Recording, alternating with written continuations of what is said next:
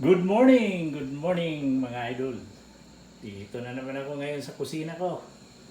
Luto na naman tayo ng ulam. Ito, mayroon na akong mga nakasalang. Nagluto ako ng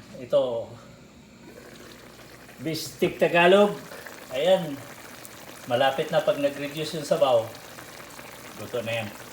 Tapos mayroon din akong isang pirasong isda dito. Pinaksiw ko. Yan. Yan.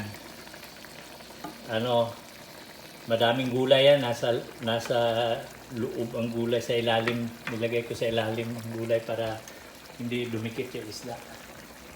Ito yung ulam namin mamayang gabi, mga idol. Maraming salamat sa lahat ng mga nanood sa aking video.